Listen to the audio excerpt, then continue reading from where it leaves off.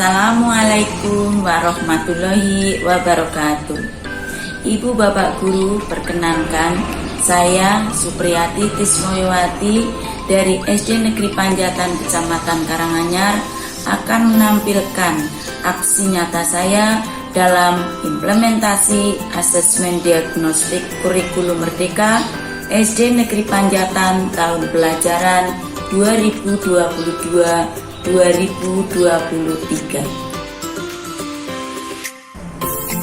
Hal yang melatar belakangi dari implementasi asesmen diagnostik kurikulum merdeka ini adalah pentingnya asesmen diagnostik bagi guru sebagai bahan pertimbangan dan sebagai dasar dalam menentukan atau merencanakan pembelajaran agar sesuai dengan kebutuhan dan sesuai dengan karakteristik peserta didik. Dalam kenyataannya, di SD Negeri Panjatan pada tahun pelajaran yang lalu belum melaksanakan. Hal ini jika berlarut-larut dibiarkan akan berakibat pembelajaran tidak sesuai dengan karakteristik peserta didik. Dari latar belakang yang sudah kami paparkan, muncullah permasalahan, yaitu bagaimana implementasi, hasil, tindak lanjut, tantangan yang dihadapi, serta bagaimana cara menghadapi tantangan dalam melaksanakan implementasi asesmen diagnostik kurikulum merdeka SD Negeri Panjatan tahun pelajaran 2022-2023.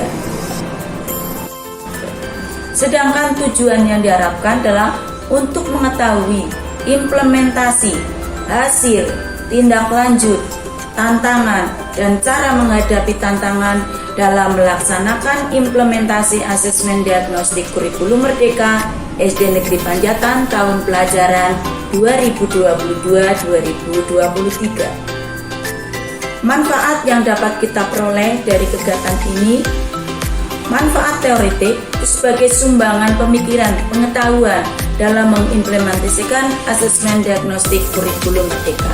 Sedangkan manfaat praktis, baik itu oleh sekolah, kepala sekolah maupun guru, adalah untuk meningkatkan kapabilitas diri dan peningkatan mutu pembelajaran.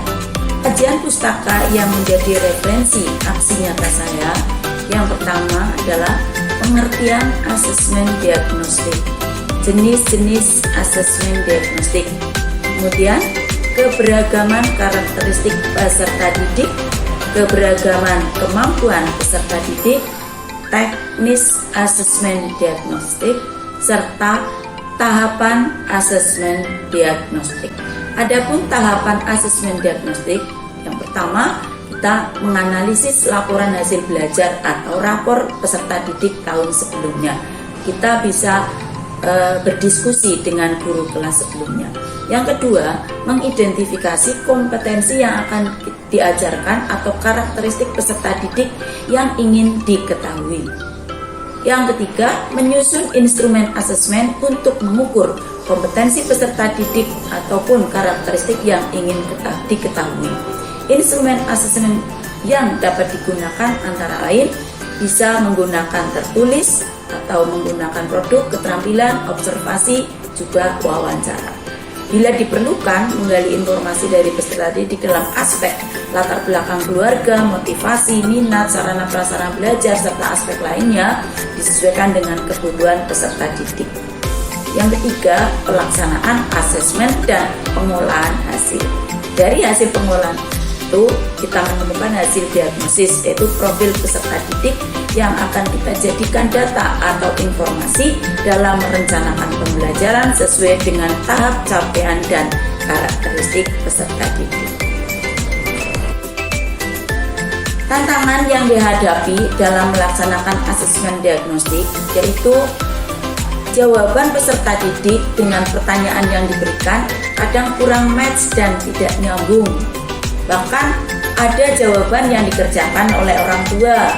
Anak-anak mencontoh pekerjaan teman lain sehingga hasilnya kurang valid. Nah, cara untuk mengatasi tantangan ini dilakukan wawancara dengan peserta didik untuk mendapatkan jawaban yang valid tanpa campur tangan dan pemikiran orang tua.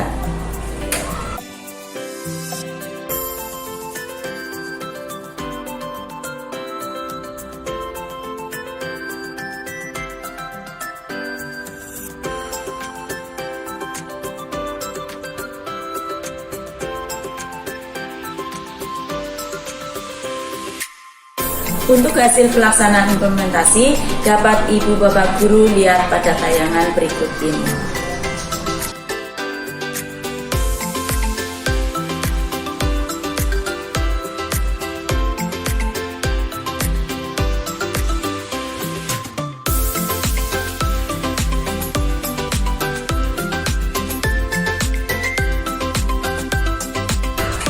Kesimpulan, implementasi asesmen diagnostik kurikulum Merdeka SD Negeri Panjatan tahun pelajaran 2022-2023 meliputi tahapan perencanaan, pelaksanaan, analisis, dan tindak lanjut. Adapun hasil dari pelaksanaan dari asesmen diagnostik non-kognitif, tipe-tipe belajar anak ditemukan ada tipe visual, audio, dan audiovisual. Kemudian untuk mata pelajaran PKN masih ditemukan satu siswa yang belum lancar membaca, sedangkan yang 22 mampu menjawab pertanyaan dengan benar. Untuk kemampuan membaca menulis berhitung kelas 1, anak-anak mayoritas belum lancar membaca. Kemudian kemampuan menulisnya sudah mampu menulis huruf dan kata. Untuk kemampuan berhitung, anak-anak sudah mampu berhitung dalam bentuk bilangan sederhana. Tindak lanjut hasil analisis. Setelah diketahui hasil dan dianalisis, guru menentukan strategi pembelajaran, antara lain pembelajaran dengan menggunakan media pembelajaran berpusat pada perbedaan karakteristik peserta didik, menggunakan berbagai model dan strategi pembelajaran, dan yang terpenting, pembelajaran harus menyenangkan peserta didik. Demikian aksi nyata yang dapat kami sampaikan, semoga bermanfaat. Wassalamualaikum warahmatullahi wabarakatuh.